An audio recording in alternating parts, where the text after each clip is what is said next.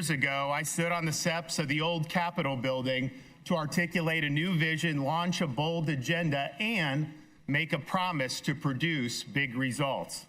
Today, I stand here in this chamber to report that together, we have made good on that agenda. We have been faithful to that vision. We have delivered big results, and we have set the standard for the rest of the country to follow. We are the free state of Florida.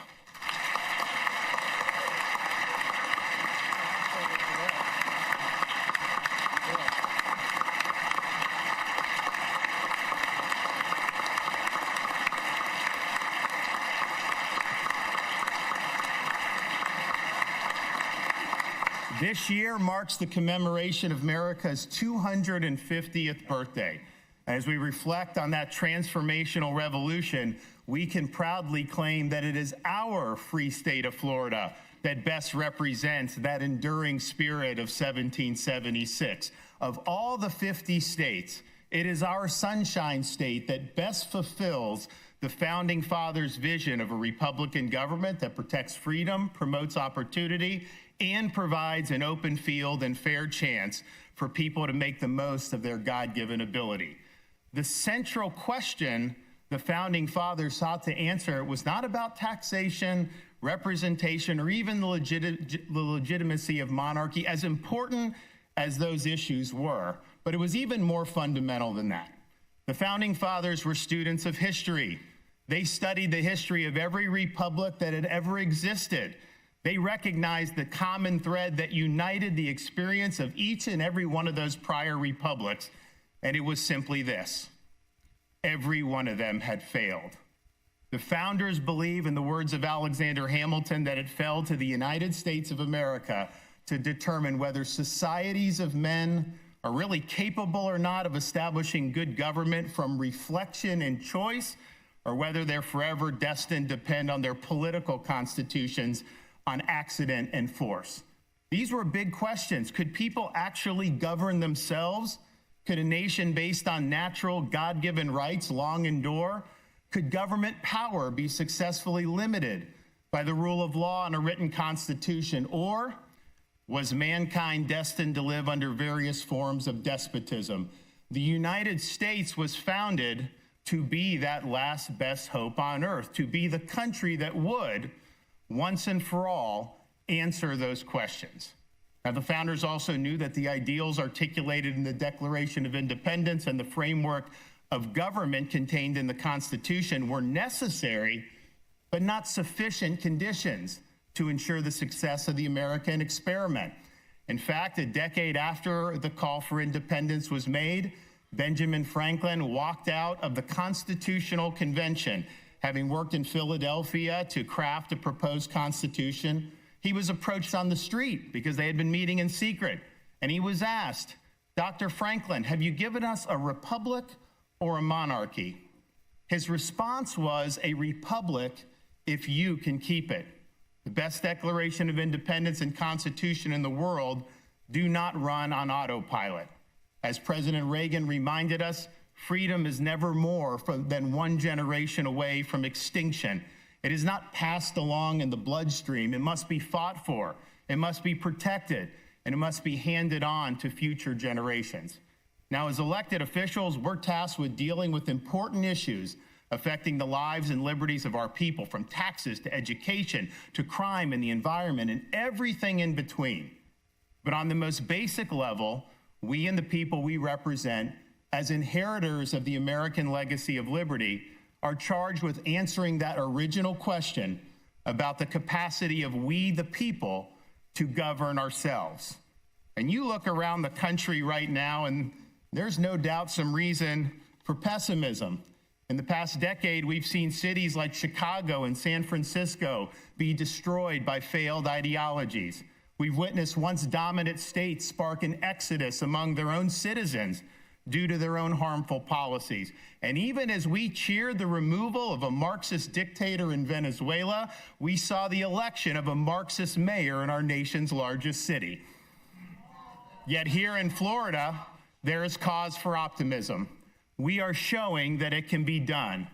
We're proving that freedom can be preserved, that order can be maintained, that opportunity can be expanded, and that self-government can, in fact, endure. We lead with clarity, conviction, and courage. We recognize that while words can be meaningful, it is deeds that are ultimately the most powerful. Results are what matter the most. And we, more than any other state, have delivered those big results. 7 years ago, Florida had a weak rainy day fund and modest budget reserves. Today, working together, we have more than tripled our rainy day fund and more than doubled our budget reserves. In the past 7 years, we've retired almost half of all of Florida's taxpayer-supported debt that had been accumulated throughout the entire history of our state. And because the legislature has supported efforts to accelerate repayment of this debt, we've saved more than $1 billion on principal and interest costs.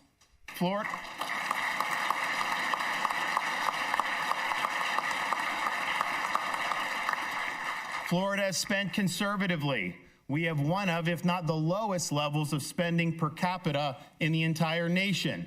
And the number of state government workers per capita are less than half the national average and the lowest in all of these United States. We've proven that fiscal responsibility and limited government work.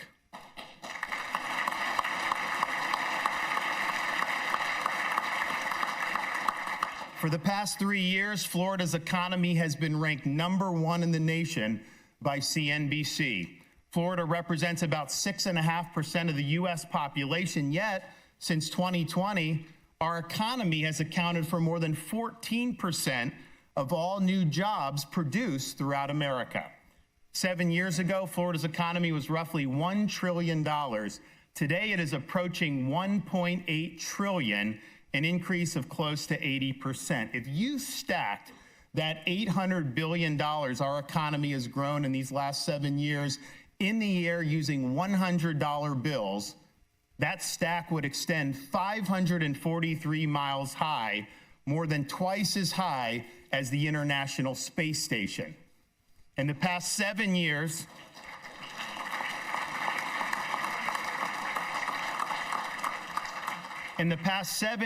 Florida has attracted more income than any other state has ever attracted over a similar period of time in the entire history of the United States of America.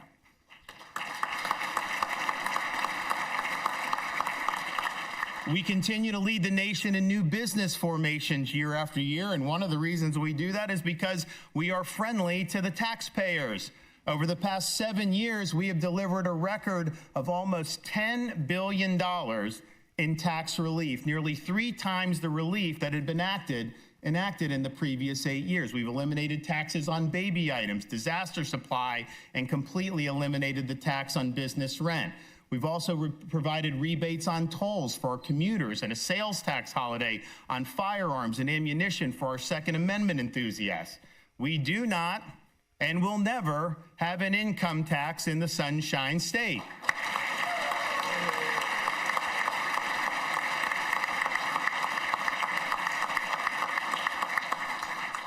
I don't think there's any question that working together, we have made the state of Florida the most taxpayer-friendly state government of all 50 states. Now, 7 years ago, Florida's school choice options were capped. They were limited.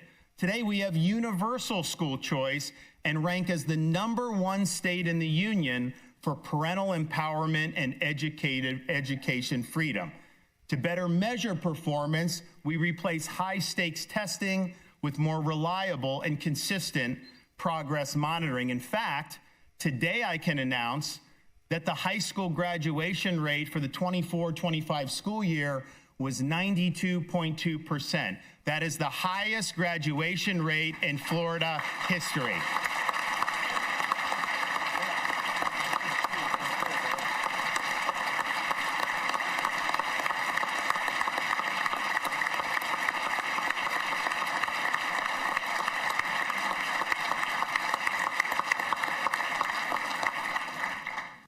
7 years ago, Florida had a modest approach to civics education and limited availability for speech and debate programs. Today, we are leading the nation with a renewed emphasis on civics education, and we offer the most robust speech and debate initiative in America.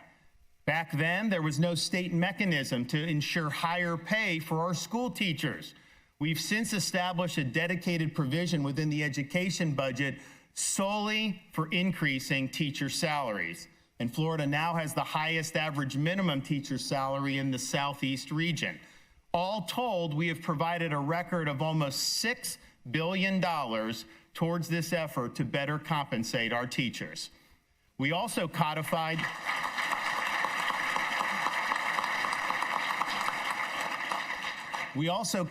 a teacher bill of rights that guarantees the right to teach in an orderly classroom, enacted paycheck protection against automatic school union dues, and prohibited students from using cell phones in the classroom. And that was not popular at the time, but it sure as heck is popular today.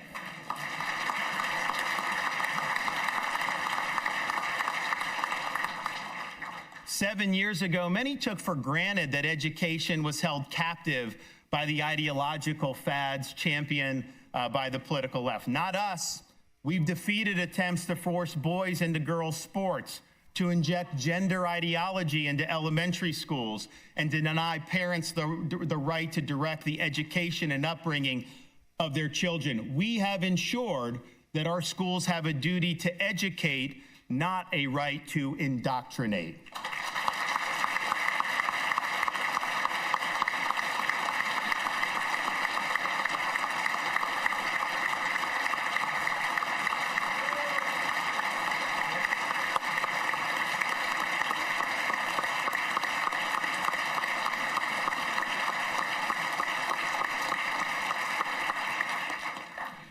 We have leaned into difficult issues such as child welfare. We started a faith and community initiative to lay the groundwork for a new approach that recognized government is not the solution to lifting people up. Under leadership of our First Lady, this idea was put into practice through our Hope Florida initiative that linked children and families in need with resources exterior to the government, including our churches and our charities.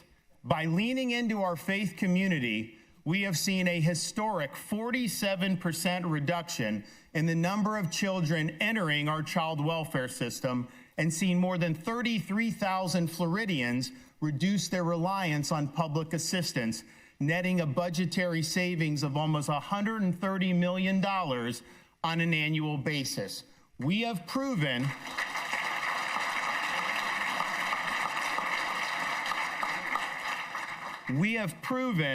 that a hand up is better than a hand out.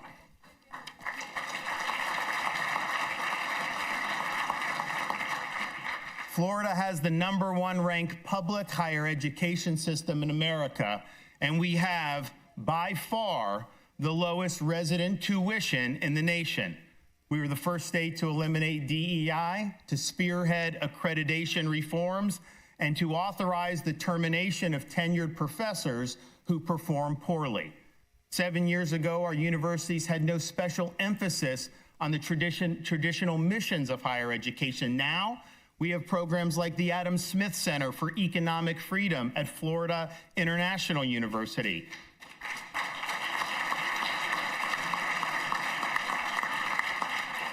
As well as the Hamilton School for Classical and Civic Education at the University of Florida. These programs embrace the values that comprise the foundation not just of the American Republic, but of Western civilization itself. We reject the ideological fads that have diminished the value of higher education. We require our universities to be dedicated to the pursuit of truth, the honoring of merit, and the preparation of our students to be good citizens of this republic. We promised reform and we delivered the most far-reaching higher education reforms in the entire nation.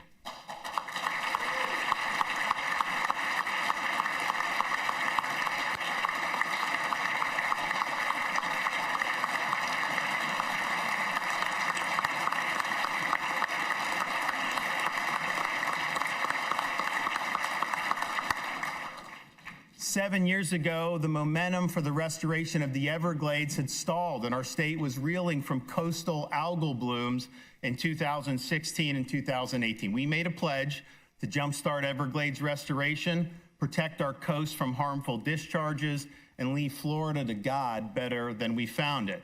Together, we have more than quadrupled the funding for Everglades restoration and water quality. We've completed a record number of projects, tripled the water storage capacity throughout the glades, and advanced the completion of the EAA reservoir by 5 years.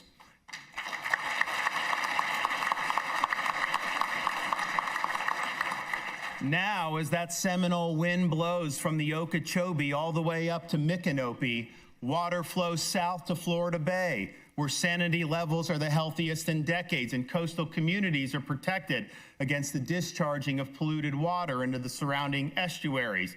Even the flamingos have returned inside the glades.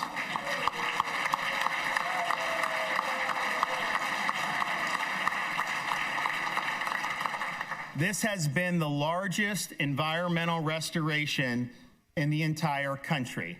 You can now walk into the swamp, sit on a cypress stump, and see nature healing. The ghost of Osceola need cry no more.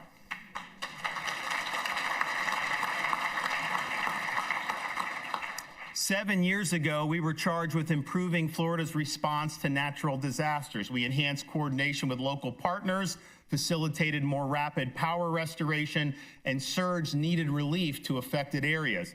We've now gone through 4 major hurricanes in the last 4 years, and each storm has witnessed the most robust response on record. Rapid rescue missions, massive resources marshaled and deployed, and the fastest power restorations in state history. We even rebuilt a bridge that had been destroyed in just a matter of 3 days.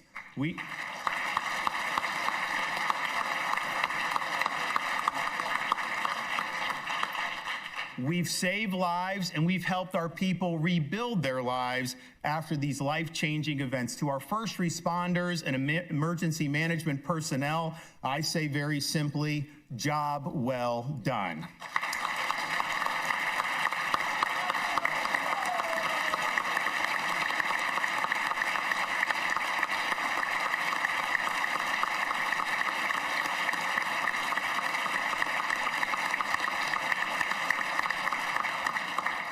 And we have made Florida the top law and order state in the nation. Public safety is paramount. Our law enforcement personnel deserve our support, and they have received it.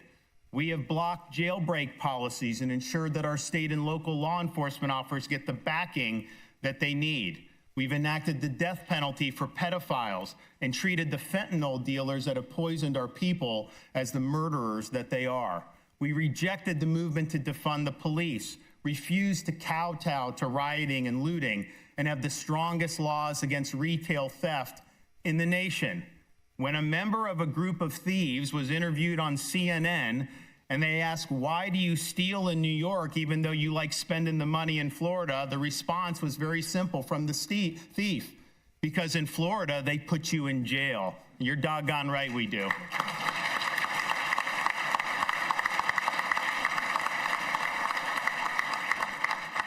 Upholding the rule of law includes protecting our nation's sovereignty and enforcing laws against illegal immigration.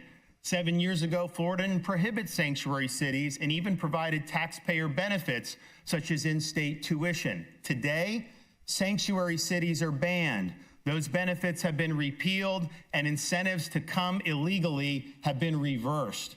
Florida is the only state in the country that requires state and local cooperation with federal interior enforcement efforts. In the past 9 months alone, Florida is responsible for the apprehension of nearly 20,000 illegal aliens that have been turned over to the Department of Homeland Security to be returned to their home countries.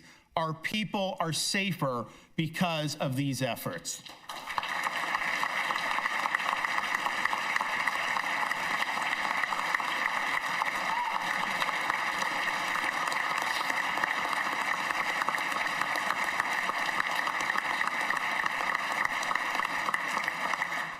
And we've accomplished so much more. Record support for congestion relief and accelerated transportation projects, the restoration and expansion of Second Amendment rights, protections for the sanctity of human life, ranked #1 for religious liberty amongst the states, unprecedented support for cancer research and funding, the largest Gulf red snapper season on record, and we're now working to expand that to the Atlantic, the most sweeping election integrity measures in the country, the kneecapping of ESG in our investments and within our electric grid, and working with President Ben Albritton, the most investment in rural Florida in history, not to mention 4 Stanley Cups, a Super Bowl, a college basketball national championship, and on Monday, God willing, we're going to have the University of Miami play for a national championship in their home stadium.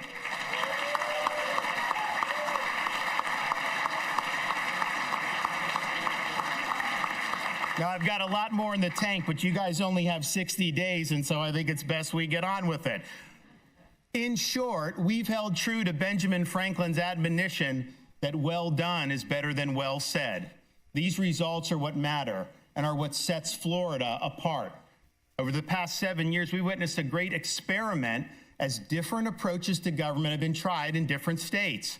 States that have followed Florida's approach have seen population and business growth and have maintained healthy fiscal and budget postures. States that have pursued a different course have hemorrhaged population, income, and businesses, and many of them are in the midst of dire fiscal and budget crises. The results of this grand experiment are in. People have voted with their feet. We can confidently say that Americans prefer the warmth of Florida freedom to the frigidity of New York collectivism.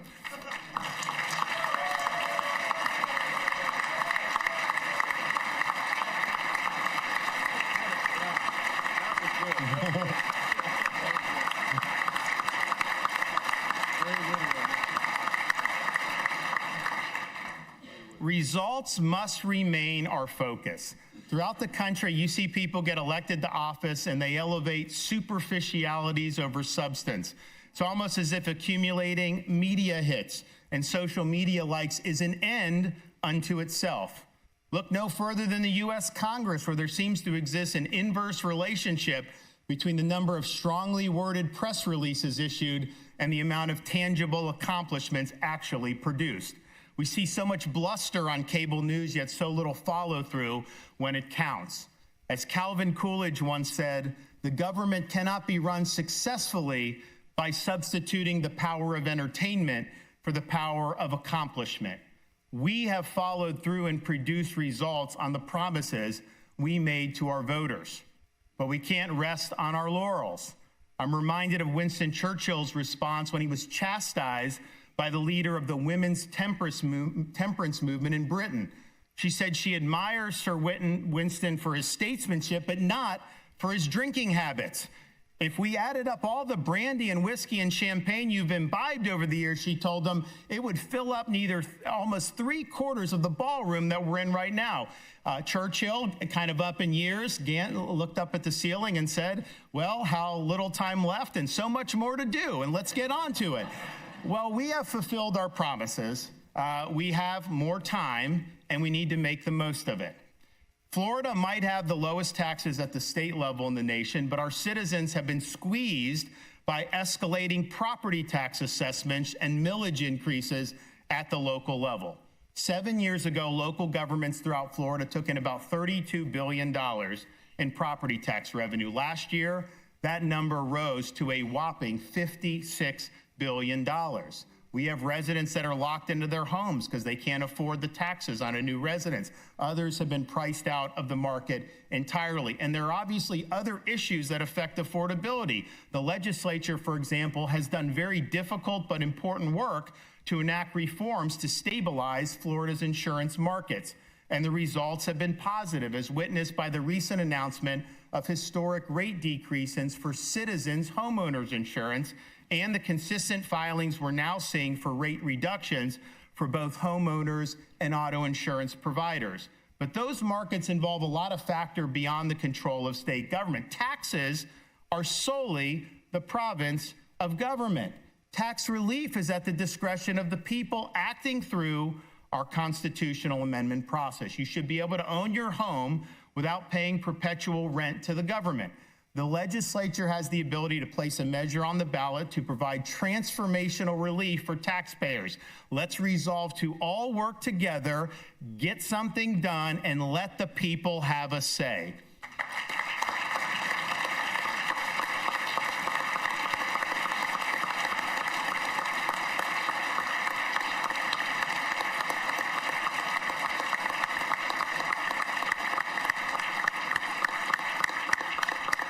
Florida's recent successes would not have been possible without taking a firm stand against the medical authoritarianism that swept the nation during the coronavirus pandemic. We chose facts over fear. We refused to allow Florida to descend into a Faucian dystopia where our freedoms were curtailed and livelihoods were destroyed. The use of coercion regarding medical treatments has been philosophically wrong and tactically counterproductive. People must have the right to make personalized choices about which medical products to consume or which medical interventions to undergo. Informed consent must be the touchstone. Let's make that the law of the land in the free state of Florida.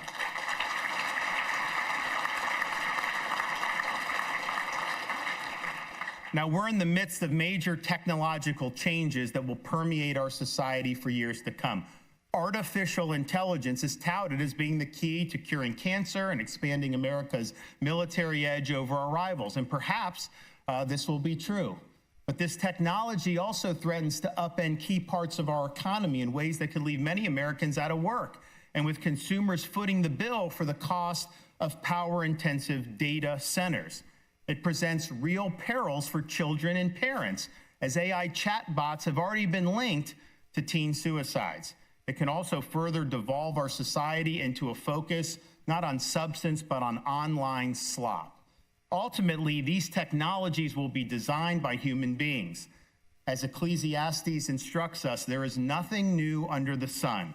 The technology may change, the window dressing may be different, but human nature is what it is. An AI tool is only as good as the data that is inputted, garbage in, garbage out. Whoever controls the data inputs will have immense power to shape the reality for hundreds of millions, maybe billions of people in ways that could make the truth a foreign concept. Some have even suggested that this technology will displace human beings as the central players on Earth's stage. We have a responsibility to ensure that new technologies develop in ways that are moral and ethical, in ways that reinforce our American values, not in ways that erode them. We welcome technologies that enhance the human experience, but not those purporting to supplant it. We can never relieve ourselves of our responsibilities to think for ourselves as Floridians, as Americans, and most importantly, as the human beings that are made in the image of God.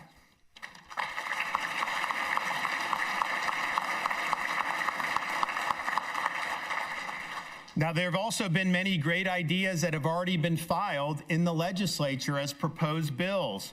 Legislators have proposed eliminating DEI in local governments, further disincentivizing illegal immigration, expanding Second Amendment rights, and blocking the creep of Sharia law. And President Albritton is continuing his efforts to bolster Florida's rural communities. My message is simple. Get the bills to my desk. In the spirit of 1776, I'm happy to put my John Hancock on those pieces of legislation.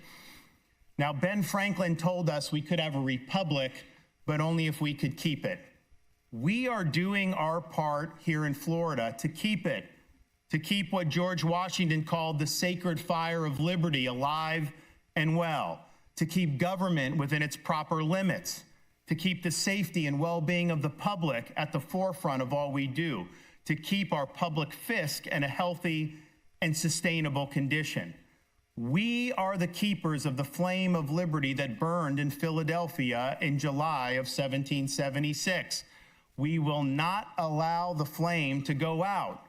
We will answer the call. We will go forward with courage. We will take bold action. we will get the job done. God bless the free state of Florida, and God bless these United States of America.